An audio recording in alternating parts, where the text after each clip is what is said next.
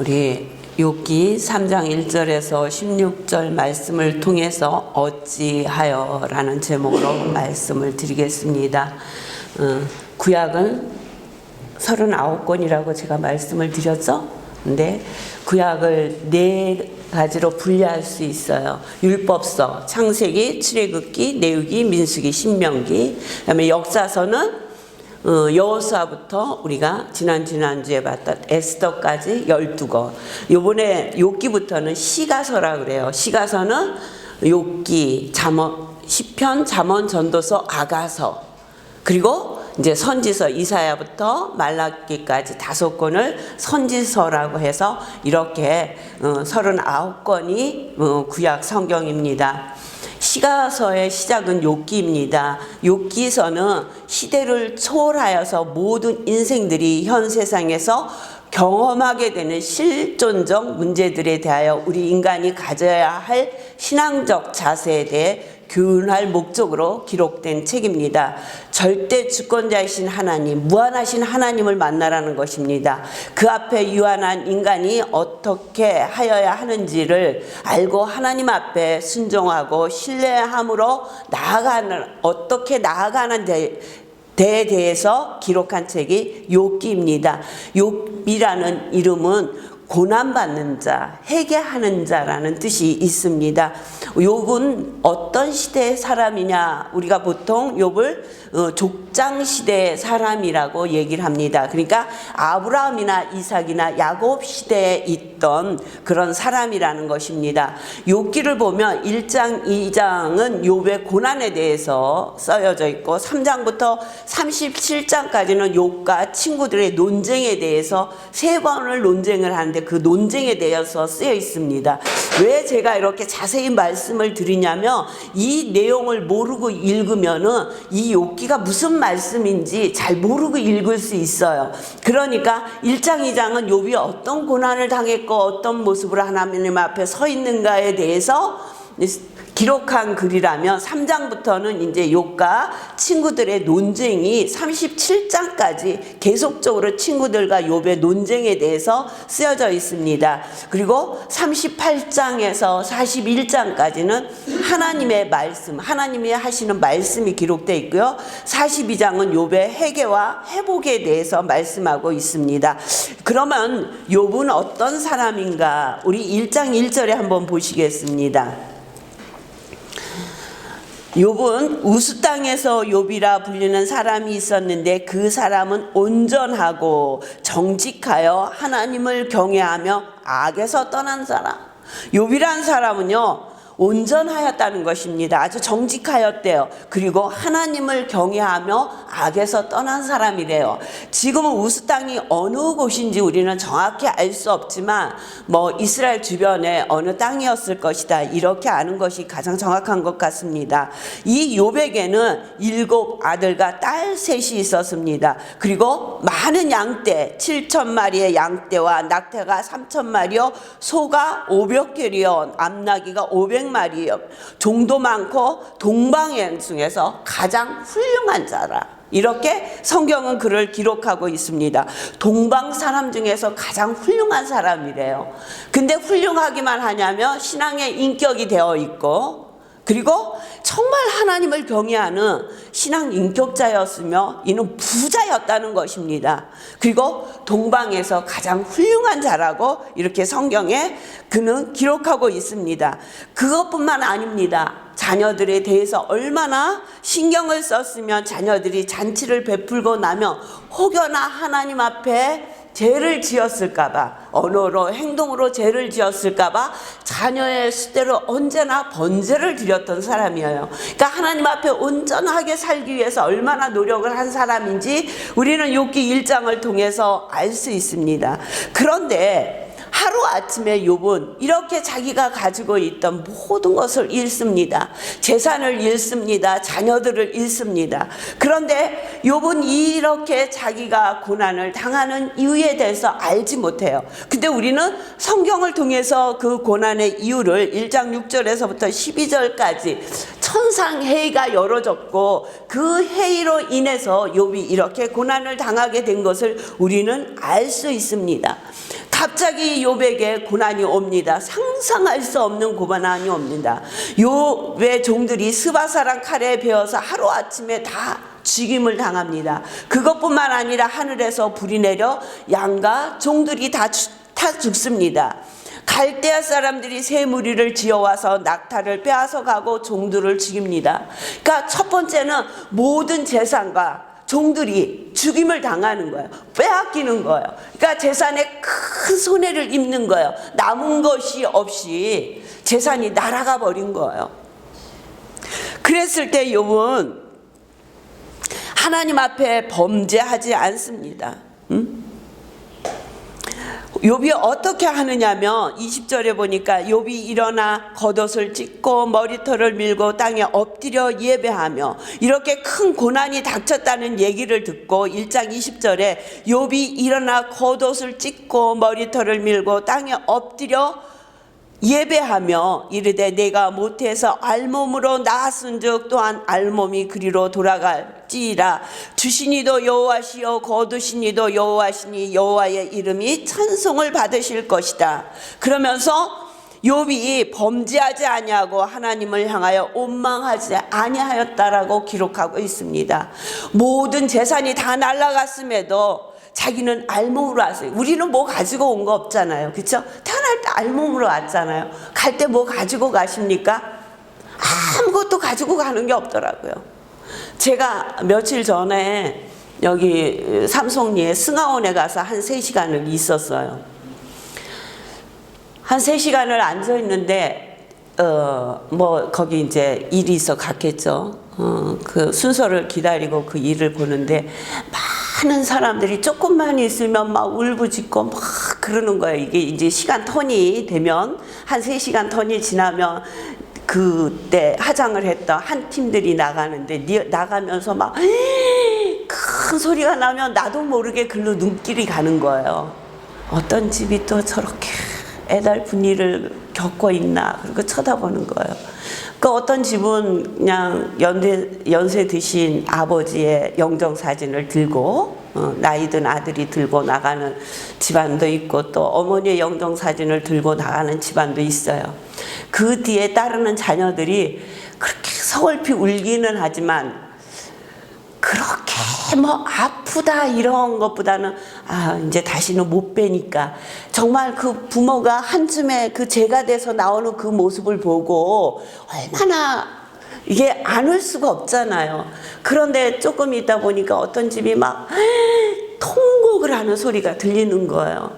그래서 가서 이렇게 쳐다봤더니 중학생짜리 여자 아이가 딸인 것 같아. 딸이 아버지의 영정사진을 들고 나오는데 너무 잘생겼더라고. 그 영정사진에 그 사람의 얼굴이. 근데 그 뒤에 또 조그마한 남자애가 오는데, 이게 울어야 되는 상황인지 웃어야 되는 상황인지 장난도 하고 싶고, 또 이게 엄숙해서 움직이지는 안 되는 그런 그 얼굴의 모습이 그 남자아이의 얼굴에 다 있는 거예요. 그리고 굉장히 많은 사람들이 뒤를 쭉 쫓아 나오는데, 뒤에 두 여인이 나오는데, 제가 보기에는 부모인지 아니면 큰 누나 작은 누나인지는 모르겠어요. 너무 간절히 울면서 나오는 거예요. 그 모습이 나도 모르게 눈물이 나더라고요. 우리는 이렇게 욥이 얘기했던 것처럼 알몸으로 와서 아무것도 가진 것 없이 가는 게 우리 인생사라는 거예요.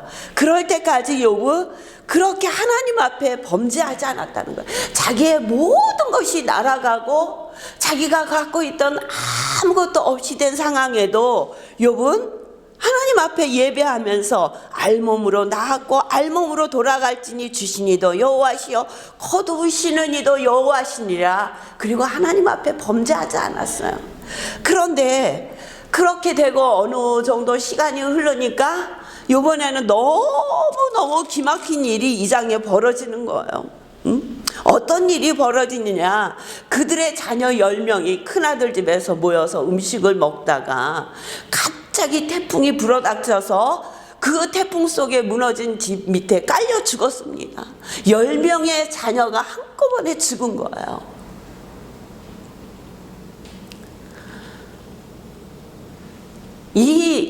한번 상상을 해보세요. 제가 아까 얘기했잖아요. 그 어린 딸이 아버지의 영정을 들고 가는데 그 뒤에서 어떻게 할 줄 모르는 그 두 여인이 엄마 아니면 누나라는 거죠.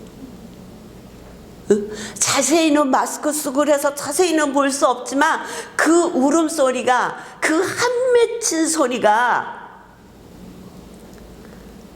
자식을 보내는 그 부모의 울음소리였을 것 같아요. 저는 그게 엄마였구나. 그 옆에 그 여인을 부축하고 함께 울고 있는 여인은 아마 누나였을 것 같더라고요. 어저께 보니까 이렇게 네이버에 보니까 그 송재호 장로님, 그 탤런트 송재호 씨가 천국을 가셨더라고요. 그분이 장로님이에요. 근데 그분이 인생을 살면서 83시던데 인생을 살면서 가장 힘들었을 때가 있는데 막내 아들이 교통사고로 하루아침에 죽었어요. 천국을 갔어요. 근데 이분이 그 충격으로 기억 상실증이 걸렸었대요. 그러니까 그렇게 힘들고 어려운 일, 말로는 자식을 가슴에 품는다는, 그러니까 부모가 죽으면 산에 묻지만 자식이 죽으면 가슴에 묻는다고 하잖아요. 어떻게 그 아픔을 표현할 수 있겠어요? 근데 10명의 자녀가 다 죽었어요. 그런데 그냥 욥은 하나님 앞에 범죄하지 않는 거예요. 우리가 하나님께 복을 받았은즉 하도 받지 아니하겠느냐 하고 이 모든 일에 욥이 입술로 범죄하지 아니하니라. 그런데 그 아내가 뭐라고 얘기하냐면 당신이 그래도 자기의 온전함을 굳게 지키겠느냐, 하나님을 욕하고 죽으라고 얘기해요. 욥의 아내가 욥에게 당신 그렇게 믿음 지키고 살 거야? 하나님 욕하고 죽어. 그 충격이 얼마나 컸으면 의연하게 믿음을 지키고 있는 남편이 얄미웠을 것 같아. 그러니까 하나님 욕하고 죽어. 응?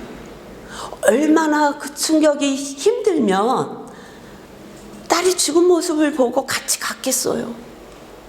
아버지가 기억 상실증이 걸리겠어요. 이거는 우리가 상상할 수 없는 아픔이라는 거죠. 그 아픔을 견디면서 2장 10절에 욥이 뭐라고 고백을 하느냐면 우리가 하나님께 복을 받았은즉 하도 받지 않겠느냐 하고 이 모든 일에 욥이 입술로 범죄하지 아니하였더라.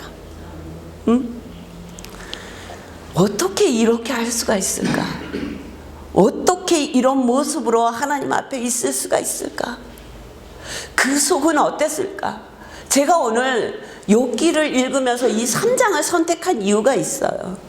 욥의 마음속에 일어났던 마음, 그 마음은 어땠을까? 이 3장에 욥의 마음이 그대로 기록되어 있는 거예요. 어찌하여 그쵸? 11절에 보니까 어찌하여 12절에 보니까 또 어찌하여 23절에도 보니까 어찌하여 어떤 이유로 이 일이 내게 일어났습니까?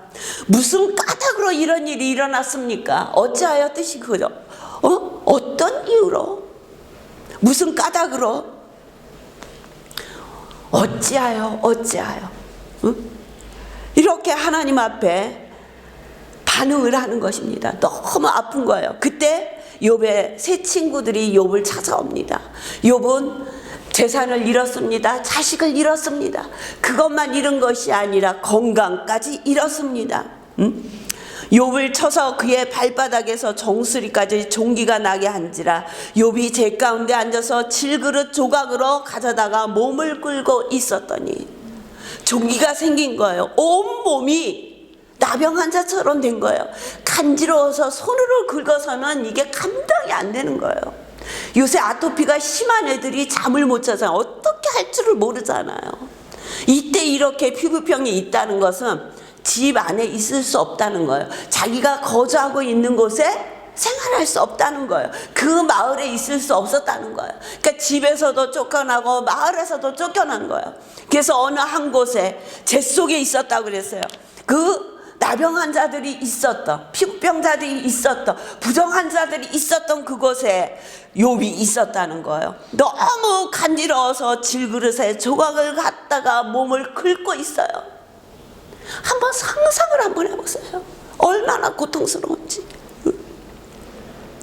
그러니까 아내가 하나님 앞에 이 정도가 됐는데도 믿음을 지키겠다고 하겠느냐. 그냥 하나님 앞에 하나님을 욕하고 죽어라.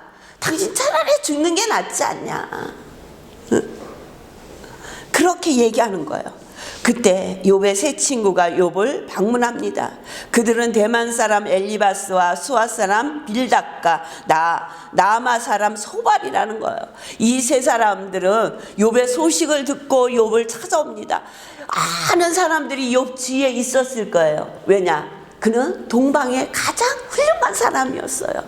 많은 재물도 갖고 있었어요. 온전한 자라고 했어요, 하나님이. 그러니까 그 주위에 많은 사람들이 있었을 거예요. 근데 욥이 어려움을 당하니까 어디에도 그와 함께한 사람이 있었다는 기록이 없어요.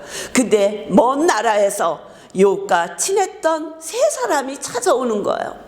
그 세 사람이 찾아와서 욥을 보니까 너무너무 기가 막힌 거예요. 2장 12절에 보니까 눈을 들어 멀리 보매 그가 욥인 줄 알기 어렵게 되었으므로 그들이 일제히 소리질러 울며 각각 자기의 옷을 찢고 하늘을 향하여 티끌을 날려 자기 머리에 뿌리고 밤낮 7일 동안 그와 함께 땅에 앉았으나 욥의 고통이 심함을 보므로 그에게 한마디로 말하는 자가 없더라. 한마디도 얘기하는 자가 없었어요. 7일 동안 4명이 있는데 아무도 얘기하지 않는 거예요. 그때 욥이 얘기하기 시작하는 거예요. 그 마음속에 숨겨졌던, 마음속에 아파서 고통스러웠던 자기의 얘기를 하는 거예요.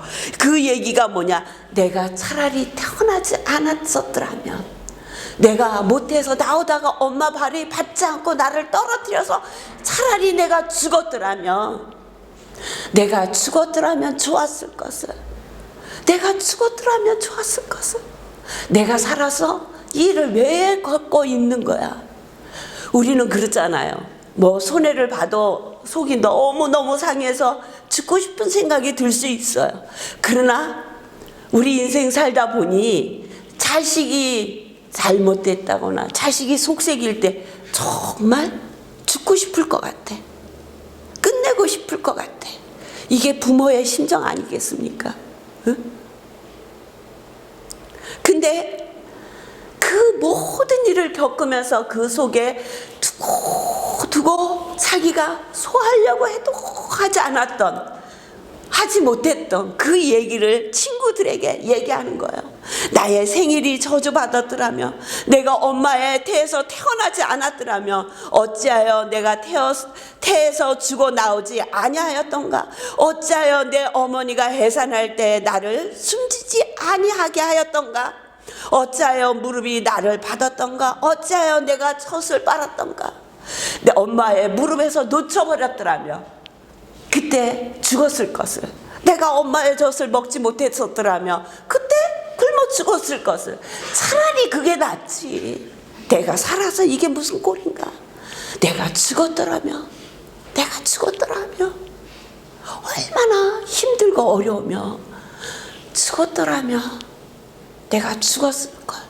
그냥 지금 죽어 있더라면 얼마나 좋을까. 그 얘기를 하고 있는 거예요. 태어났을 때부터 나의 생일, 내가 지금 살고 있는 그 모든 것이 끝났더라면 너무 좋았을 것을.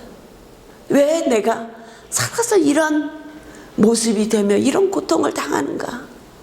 우리도 세상 살다 보면 생각지 않은 고통을 당할 때가 너무 많이 있지 않습니까?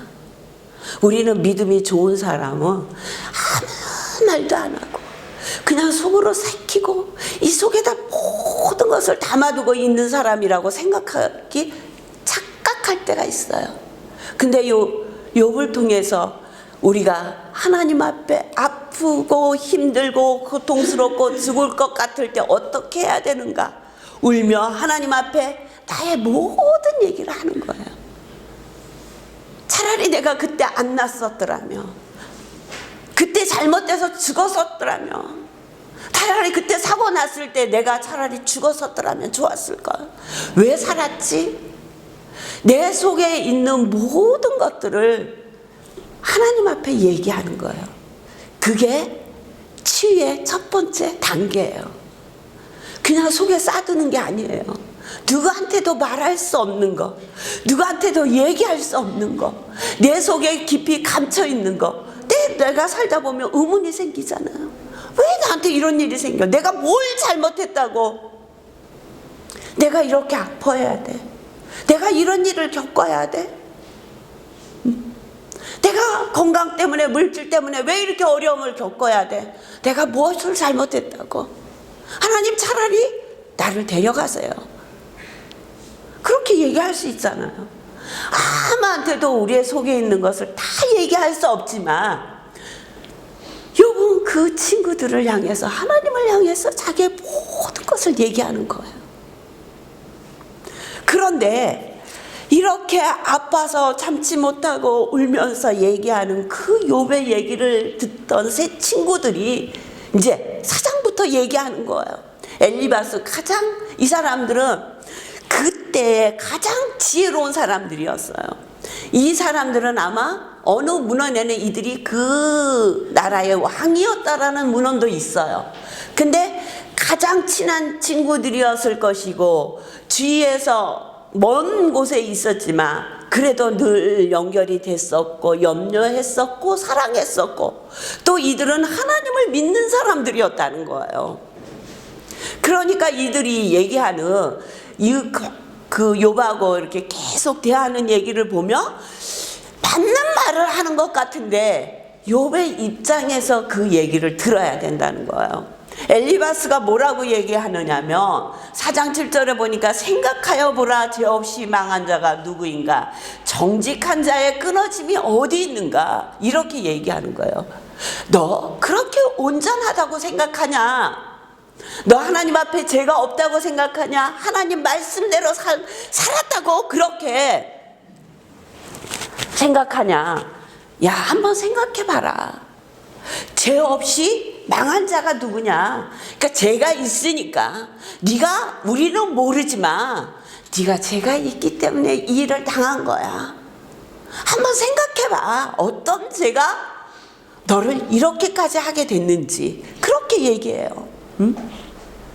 그러면서 또 두 번째 친구 빗달은 뭐라고 얘기하냐면, 그래? 네가 그렇게 의로워? 그러면 내 자녀들이 주께 죄를 지었으므로 주께서 그들을 그 죄에 버려두신 게 아닌가. 네 자녀들이 너 모르게 진 죄가 있을 거야. 그러니까 그들이 한꺼번에 죽었지 어떻게 그렇게 죽을 수 있냐. 그렇게 얘기하는 거예요. 그러면서 뭐라고 얘기하냐면, 하나님을 잃어버린 자의 길은 다 이와 같고 저속한 자의 희망은 무너지느니라. 하나님이 뭐라고 그러셨어요? 이는 온전한 자라고 얘기하셨어요. 완전한 자라고 말씀하시는 게 아니라 믿음 안에서 온전하였다는 거예요. 완전한 자는 의인이에요. 의인은 없나니 하나도 없다 그랬어요. 응? 하나님 보시기에 믿음으로 살려고 애쓰고 힘썼다는 거예요. 그것을 하나님은 인정하시고 온전한 자라고 말씀하시는 거예요. 근데 이 친구들이 뭐라고요? 혹시 다시 봐봐. 하나님을 잃어버린 일이 없는가? 하나님을 잃어버린 자의 길이 이와 같고 저속한 자의 희망은 무너질 것이다. 하나님을 잃어버린 순간순간들이 모여서 너의 희망이 무너진 것이다. 이렇게 얘기하는 거예요. 너무 잘 얘기하면서 너 그렇게 힘들어? 아파? 그런데 이 일이 왜 생겼을까? 한번 생각해보자. 네가 죄를 지어서야. 인과응보, 그쵸? 죄를 지었기 때문에 이런 일이 일어난 거야. 소발은 뭐라고 얘기하는지 아십니까? 11절 14절에 내 손에 제약이 있거든 멀리 버리라. 불의가 내 장막에 있지 못하게 하라. 그쵸? 내 손에 제약이 있거든 멀리 버리라. 내 장막에 제약이 없게 하래요. 불의가 없게 하라고 얘기하는 거예요. 이 세 명의 친구들 먼 길을 와서 욥의 아픔을 보고 7일 동안 입을 닫고 있었지만 이 친구들 마음속에는 너 쟤 때문이야? 네가 무엇을 잘못했는지 한번 돌아봐. 네 자식들이 어떤 죄를 졌는지 돌아봐. 우리도 너무 쉽게 이야기하는 얘기 아니에요. 저도 어떤 책에서 어떤 목사님이 쓴 글을 읽은 건데, 제가 옛날에 한번 말씀드린 적도, 어떤 집사님이 많은 일을 하다가 어려움을 겪어서 조그마한 가게를 내게 됐어요. 가게를 내면서 거기서 맥주를 팔 수밖에 없는 장사를 하게 된 거예요. 그 장사를 하다가